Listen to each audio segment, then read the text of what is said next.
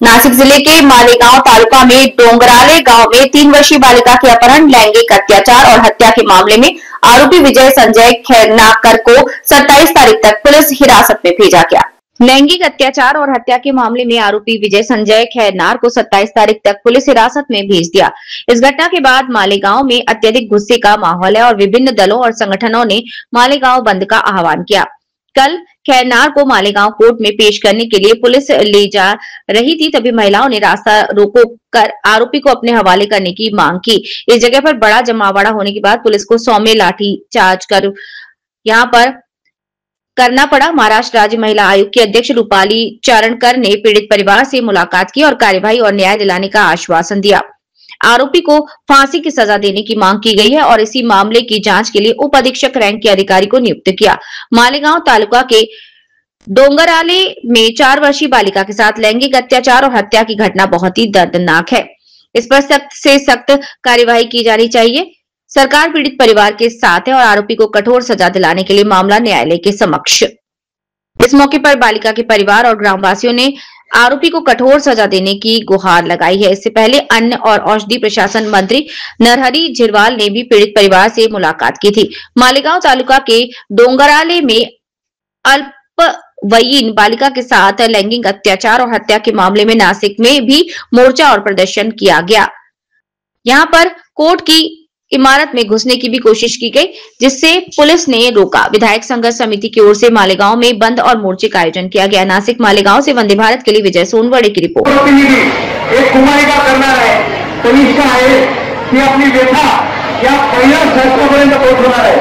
कार्य झालं आहे, ती शिक्षा होण्यासाठी कायद्याची निर्मिती सुद्धा झाली आहे, परंतु तिची व्यथा छत्रपती शिवाजी महाराजांचं शासन करण्यासंदर्भात आहे। टीव्हीला विनंती करतो मी शब्दांकन सुरू करायचं। न्याय द्या, न्याय द्या।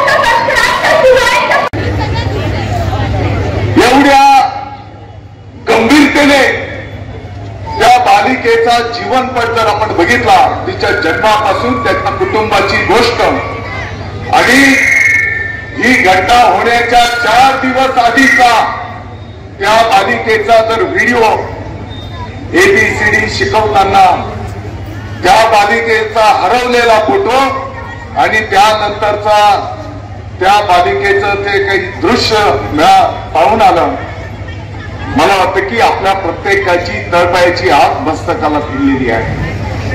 आणि म्हणून इतक्या गांभीर्याने माननीय मुख्यमंत्री महोदय, माननीय उपमुख्यमंत्री महोदयांनी संपूर्ण महाराष्ट्राने या घटनेची दखल घेतली गेलेली असताना मला मालेगावकरांच्या निदर्शनास आणून द्यायचं आहे।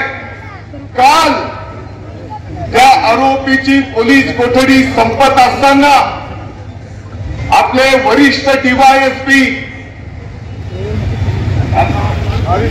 भाविस्कर यांनी पोलीस कोठडी न मागता त्या आरोपीसाठी मॅजिस्ट्रेट कस्टडी MC मागण्याचा प्रयत्न त्या ठिकाणी केला।